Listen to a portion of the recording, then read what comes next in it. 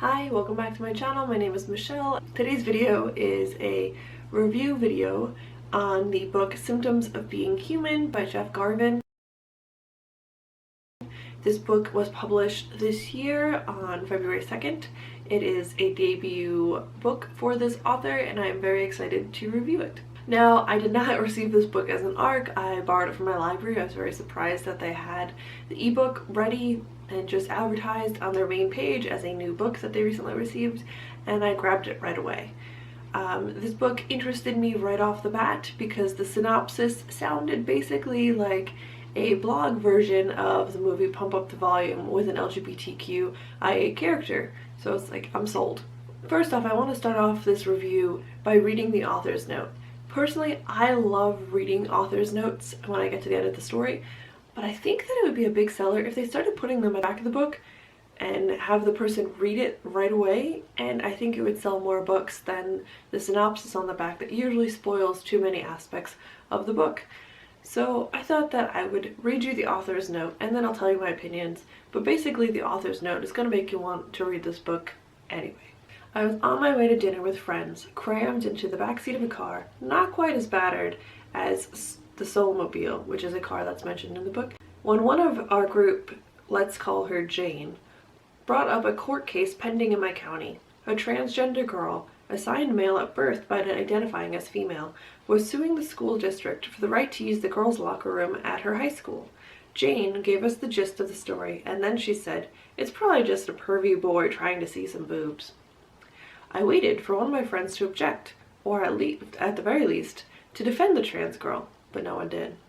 I woke up the next morning thinking about the girl, and the morning after that too. So I sat down to start writing, and what came out was Riley's opening blog post. The first thing you're going to want to know about me is, am I a boy or am I a girl? As soon as I typed the question, I realized I didn't know the answer. So in order to buy some time while I figured it out, I put off making the decision about my main character's birth-assigned gender and just kept writing. I assumed it would come to me eventually, and besides, I didn't think I could write more than 50 pages before the question of pronouns forced me into the corner. But then something unexpected happened. I got to know Riley, not as a boy character or a girl character or a transgender character, but as a human being. And I knew that this was the experience I wanted my readers to have too. So that's not the whole author's note, but I feel like that's enough. So this story starts out with introducing you to Riley. Riley has recently been told by a therapist to start a blog to vent some of Riley's feelings and get them out. So Riley starts this blog, as well as changing schools at the very beginning of the story because a lot of stuff happened at the prior school, and just Riley tries to fit in to the new school setting and tries to express the feelings that Riley is having on the internet. It's very hard to not say pronouns, so I don't know how the author managed to go through the whole book without using any pronouns.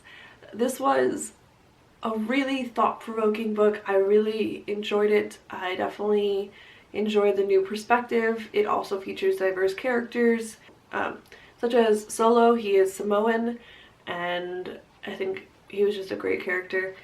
Riley is pushed further into a corner because the dad figure in this book is a congressman, so of course that makes things harder for Riley.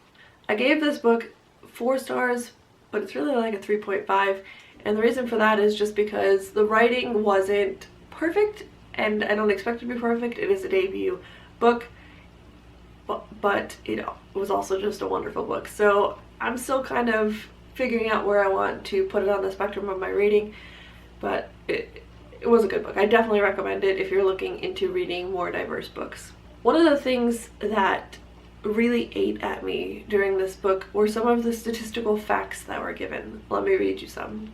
64% of transgender and non-binary people in the US experience sexual violence in their life. 12% before they graduate high school.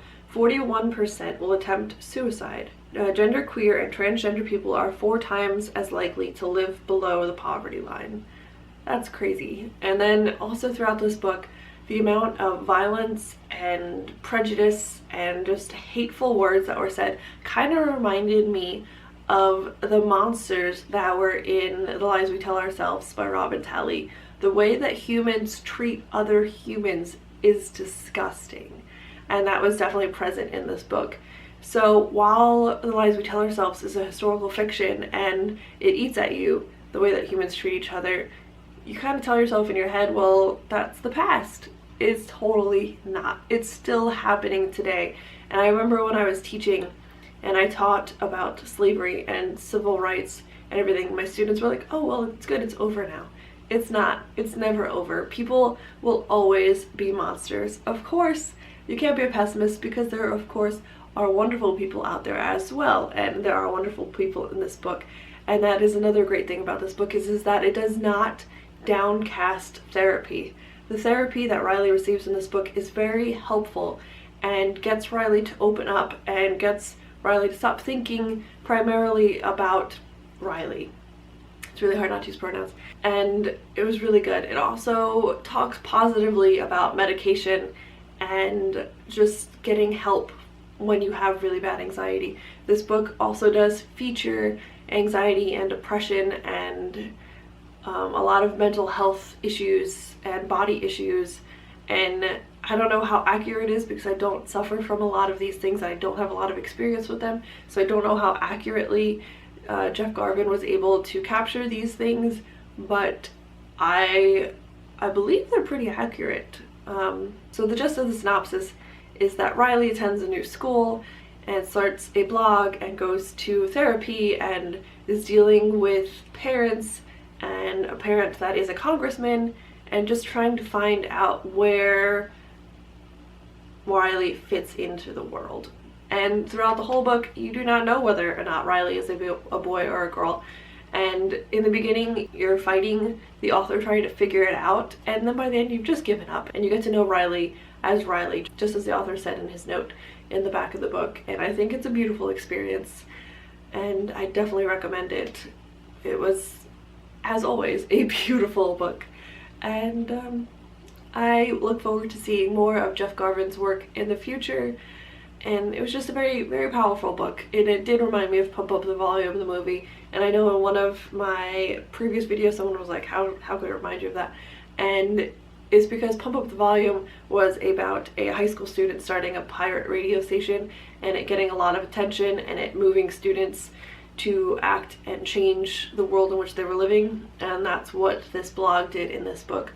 Riley started with 1 follower and then several days later was up to 50,000 followers because the blog was posted onto a national LGBTQIA page, and Riley was receiving a lot of attention, and it's really good. You can see the changes in people that Riley touches throughout the book and the people in school and the way that the parents react, and it's a very good book.